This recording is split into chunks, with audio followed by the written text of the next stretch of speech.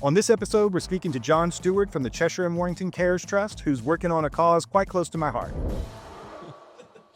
All right, okay, so John, thank you so much for coming in today and sitting with us on the AI Roundtable.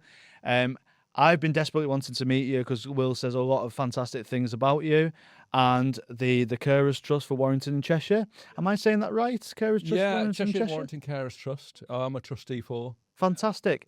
So can you tell me a little bit more about what you do over there? So I'm a trustee, and I joined May last year, sensibly to look at their digital setup. So I kind of digital lead for the Carers Trust. So and at the same time, my kind of background is that a lot around digital policy. So working for the public sector, I work in Greater Manchester for for Combined Authority as an advisor. So a lot of that kind of background experience I wanted to apply to the Carers Trust. So we started looking at how the Carers Trust could be much more digitally enabled, and part of the problem with unpaid carers is that they've got complex lives, and therefore they're dealing with a lot of different organisations in order that they can solve problems like claiming benefits, like getting support, getting assistance, and everything is digitised now. The government have got this digital first policy that they're implementing, so it's a real problem for unpaid carers who are not all that well supported. So what the trust does, it brings unpaid carers together to share their experiences. It provides respite support, and also it does other activities as well, like takes them out, just kind of takes them out of their environment so that they feel less stressed and got better well-being.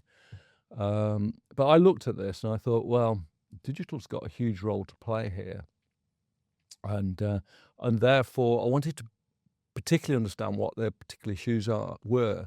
So I set up this event in March last year to bring all the carers together, and I was going through the kind of list of all things that we needed to cover, like scamming and all these kind of things. So we held this event, and Will came along, and I had a chat with you, didn't I? And we were talking about, well, what can we do? And you said, well, let's do some demos. Yeah.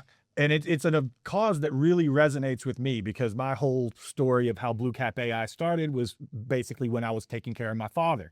So being an unpaid carer, and so being able to speak to that group of people was a very exciting prospect to me. And I feel like we got some really amazing feedback from there. We learned quite a lot about the delivery method. And that led to us doing some internal work with the staff, a couple months later. Yeah, that's right. Yeah, because our initial focus, well, how can this support unpaid carers? So what we did, we kind of recognised that a lot of my previous work was around digital inclusion in Greater Manchester. Really big problem. So I was working with Andy Burnham on the kind of the development of addressing some of the issues for that, and unpaid carers are perhaps the most digitally excluded part of the population. In Cheshire, for example, about 10% of the population are unpaid carers. And if you take into account the people they're caring for, which is probably on average about 1.5 people, it's perhaps 25% actually fall within that area. They're either an unpaid carer or the person that are being cared for, a significant amount of population. And many of those are digitally excluded. We've found through the work that we did. But now, most of them have got mobile phones, smartphones, but they just don't know how to use them. But people have the device that they need to use. They just don't feel empowered to use it. They don't have that peace of knowledge, that confidence that, there's a lot of things, scary stuff being said about AI in the news and on social media, and it's all super valid. But these tools are still incredibly useful if used the right way and given the right guardrails. And that's what BlueCap AI does, is show you how to build those guardrails in with special instructions, source documents, and stuff like that, and assisting you with sort of pre-built prompts that so the innovative part of the way that I set these up, at least I think so, is it starts with just a little interview. The first prompt is just runs you through a few questions about what side of support you are looking for. And that's so broad. A carer can talk about their carer concerns. Someone who's looking for their first job can talk about that. Then, without me needing to see or read that at all, I can give you a prompt that searches through that conversation, finds the key points, and says, hey, I think this is what you're trying to do here. Here are some drafts of what your special instructions could look like. And once you approve those, you have to have someone else come in and show you where exactly to copy paste that in. That's the technical step. But once you get over that, you have this little bot that's kind of the Build-A-Bear approach of AI assistance, because it's one that you built yourself. It's built off of your own comments, and you feel like you have ownership in it. And now it has these safe guardrails to make sure that it always stays subordinate to you. It is the assistant, not your doctor, not your lawyer, but your secretary, right? Your legal secretary or your medical secretary. So that was the thing that I was excited about, the way in which AI has the potential to make a leap forward for those people who are digitally excluded, for them to become empowered. They don't necessarily need to know about websites. They don't need to know about how these things work, like you talked about their Word document and things like that, because AI will solve them from that problem for them. You just need to create the right tools to do it. So those people who are completely digitally excluded now can kind of bypass all the stuff in between about technically how you do it, to have your AI assistant that will do it for you.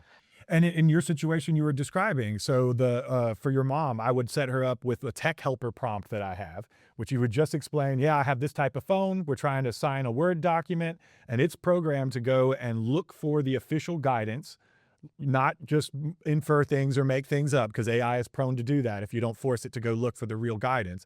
And then it'll just walk you through step by step, how to do whatever it is you need to do. And I've used it to set up television sets. I've used it to work on, find out how to do things within apps and use CapCut to edit.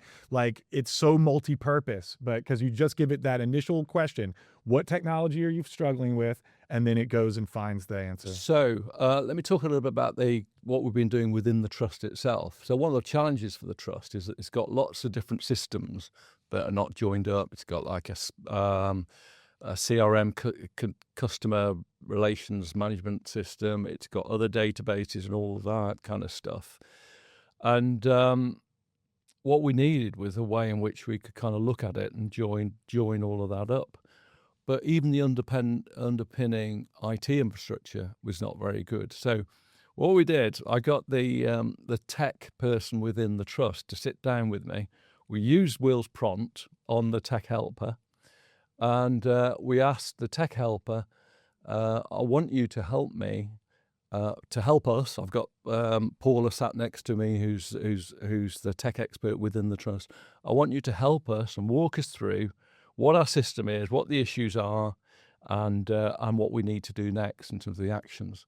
So we spent the next 1.5 hours answering questions from the AI assistant, that then produced a summary report with actions, with priorities, with risk assessment as to what we need to do next. And it did that within a 90-minute conversation, which previously would have taken weeks. Yeah. That's what's outstanding about it, isn't it? And all of a sudden you could just move on and get things done. Rather than going back and forth with conversation, having to organise meetings, having to get into a room together. But all of a sudden you've got this bot that can just you feed this information, and then that just changes everything for you. And it gets better over time too, because now that you have that bot set up, you have a project that understands your technical setup, you don't have to go through that interview process ever again. You can just go back to that same bot, ask it a follow-up question, and it will already have all of that background knowledge to pull on. So it gets easier and faster every time. It was an hour and a half or whatever the first time. It'll be 5 minutes next time. Yeah, and now we're looking at, one of the challenges with the staff is that they haven't got easy access to information to help them do the job, or like basic stuff like, access to expense claim forms and annual leave and all that kind of stuff is kind of hidden within the system. So yesterday we were talking about how we can create an information hub for staff to use it, and we could do that by creating a private website that staff can access from anywhere, that then gives them access to that information. They can ask questions within that website in terms of, like, I don't know if they need technical support or anything like that. So do you want to talk a little bit about that? Yes. So ChatGPT Sites has opened up the opportunity for anybody who has a ChatGPT account to create a locked website that if you have the link to, you can get to, but is not listed anywhere else on the internet. So you can create this sort of internal site for your employees that acts as a signposting guide for all of their AI assistants. So you put in their AI assistant, go look at this website address to answer questions that I'm asking you about what I need to do at work. And then the trust is in control of what's on that site. And everybody has this, like, really super accessible way to find a quick answer to the question, where do I go get my expense forms? How do I upload that? How can I request a holiday, right? And it can go into that special site, find the answer, and bring it back to them, and everyone's privacy is protected. It's something you couldn't do 8 weeks ago, and now it's a possibility. And that's how fast the frontier of AI is moving. Yeah. So when we met in March and the intro to AI, I've kind of been following the evolution of this in the last 6 months, and I've been blown away. It's kind of been like that. It's been like that. And I was obviously around the beginning of the internet and all that kind of stuff. I saw that something similar happen with the internet, but it was over years. This is over Years, 3 but now months. like weeks. Yes. Yeah. And organisations are struggling with it. How do you kind of, the smaller organisations stand a chance because they're more agile. The larger corporations We're talking about are that. going to really struggle, and public sector is going to struggle with it, because how does it kind of deal with the ethics and how do it draw boundaries around it? So given my kind of public sector background, I'm kind of a little bit nervous about how the public sector actually is going to respond to that. And I think it's similar across the world, simply because it's moving so fast. There's no way in which the public sector are going to kind of keep up with it. All it can do, I think, is start to try and draw boundaries around it, look at the culture of the organisation, the behaviour of individuals, so that you reduce risks. But you can't de-invent it. No, the cat is out of the bag. And one thing that we've talked about before, always have that human in the loop, the HIL, because especially in what you do, you can't automate decision-making or judgment, but you can automate, like, admin tasks, right? So it can parse through notes, summarize them, give you the right stuff to put up into your CRM, but it should never make the judgment call of, like, the level of care that a person needs. You always need that human making the judgment calls.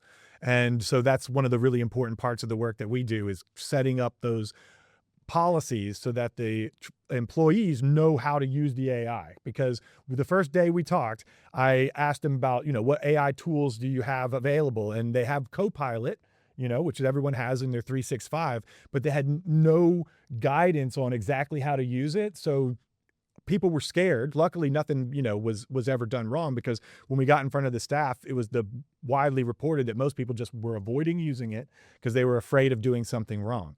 And that's where the little workshops and stuff really come in. I think we reported something like 70-something% of the people were not confident with AI before we started working with your group. And then that 60 or 5 or 6% of them reported an increase in their confidence after the first workshop. And now they got people experimenting. We got Nicola, who's gotten her bronze certificate from me now. She's working on the website and stuff. And that segues into, actually, you've got the highest level certificates that we offer because of the great work you're doing with the ethical approaches. And so we gave John the platinum level award, which is not one that you can earn. It's one that can only be awarded, and it's just for people that are promoting safe, ethical AI. And aside from that, on the skill level, you're at a silver certificate now, because you're able to set up complex projects with instructions and source documents. And we're inches away from getting you to a gold, because all you need to do for a gold is be able to transfer those skills to someone else, which you're already kind of doing with Nicola, but we probably have a better opportunity with Win, or one of the other people working on in the other areas of the trust, because that would be a person that has never spoken to me, that you could sit down with, show her how to do a project, and then all she has to do is show me the project she's created, and that gets you a gold level certificate for being a coach. I love The AI Olympics, this, isn't it? It is, yeah. I love your. That's right. Yeah, I love your approach where you kind of train the trainer, Yes. because you can't train everybody individually.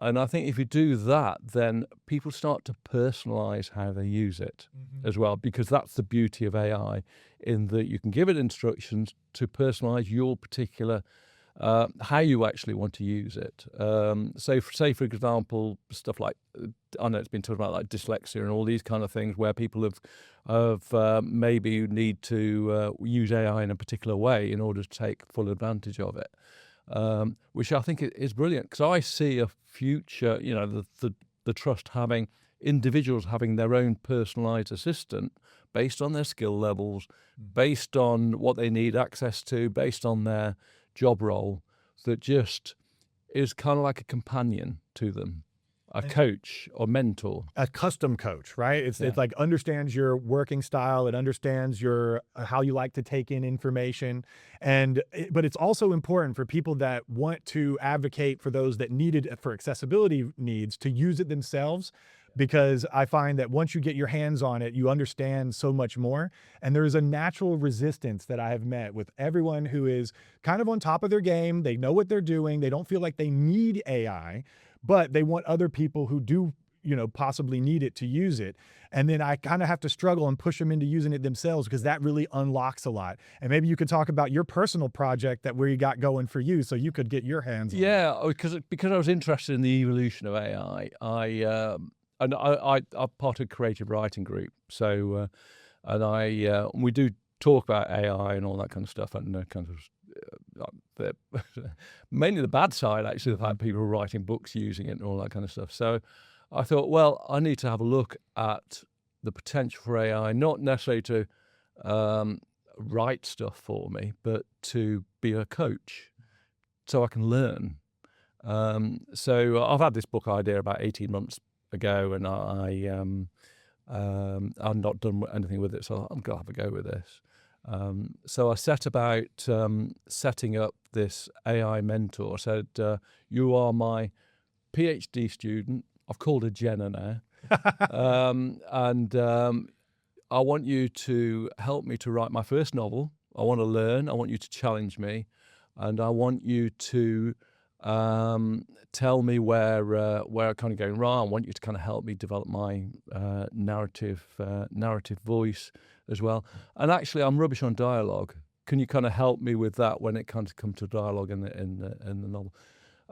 So I set it up with those instructions, actually using one of your prompts, Will, which was great.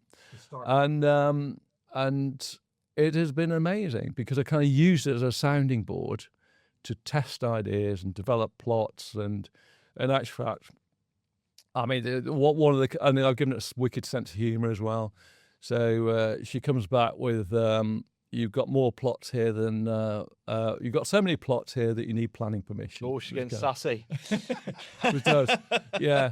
I like a sassy AI. My first AI was very cynical and sarcastic and make fun of me. Yeah, I like it a lot. Yeah, but it makes it an enjoyable process, and the fact you can test stuff, and because there's kind of the book's about architecture and planning a little bit. So, and it also, where I've got a scene where, I don't know, planning committee or something like that, AI will actually tell me the date of a particular planning committee meeting that happened in Manchester, and what was on the agenda and all that. So it does a lot of the background research for you.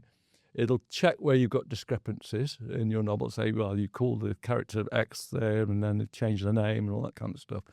So it's kind of brilliant, and it cuts out all the stuff around the edges that kind of like you spend your time wasting on sorting out rather than thinking about the plot. More and more people have that accessibility to be able to create books. They've always wanted to do it, but there's people like myself that would be scared of doing that, because it's all up here. When you get to write it down on paper or you type it out, it's all gobbledygook.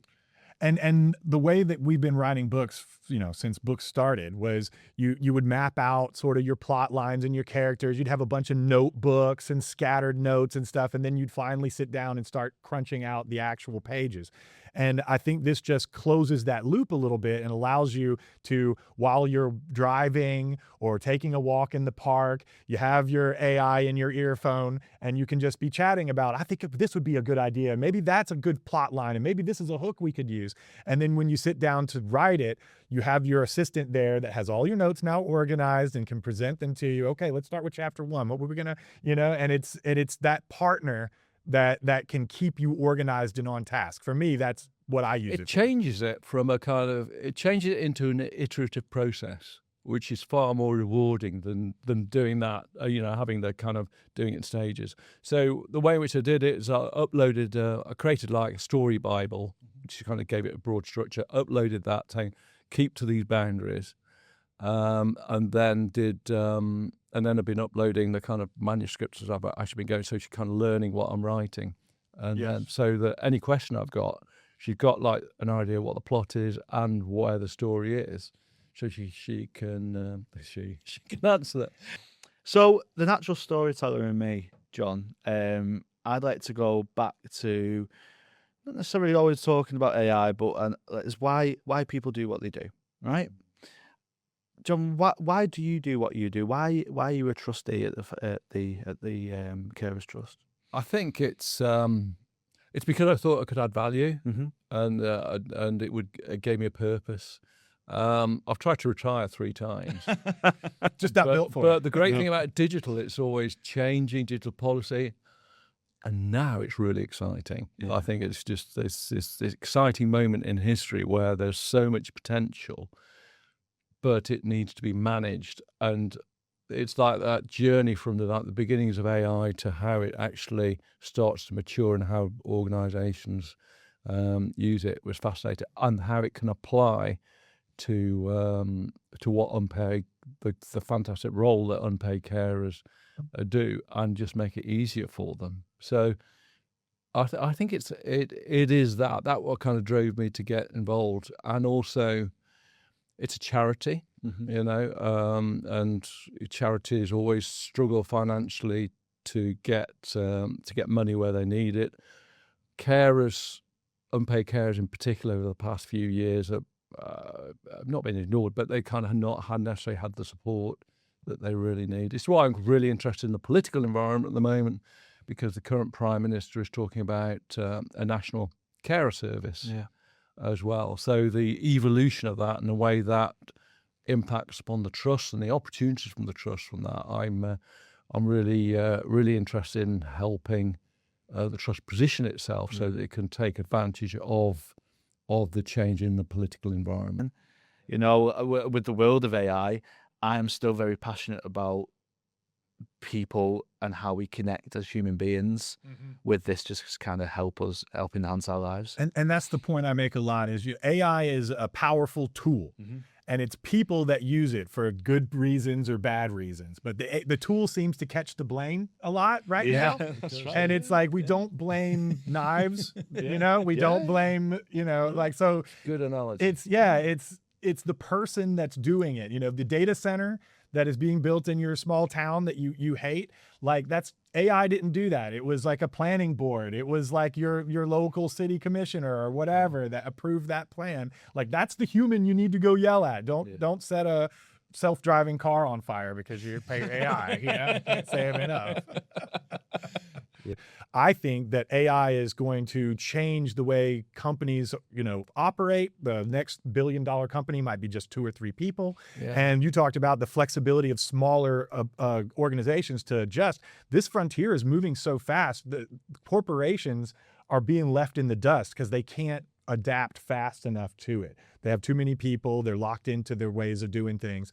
And so the rise of the small business, like I said in our last episode as well, so I'm trying not to repeat myself too much, but all these people that are getting laid off now from these big companies are going to be those companies' biggest competitor tomorrow, because they'll be the 3-man band that can react to what's happening out there while the dinosaurs march into their extinction, Don't you just love that? I just think that's a perfect ending to this, actually. And I think it's going to take, we'll keep coming back to that as well, because that obviously is something as a small business myself, as a small business yourself, we've got the potential to do amazing things with this technology, and we've just got to just got to keep on riding the wave, and you're going to be the surfboard.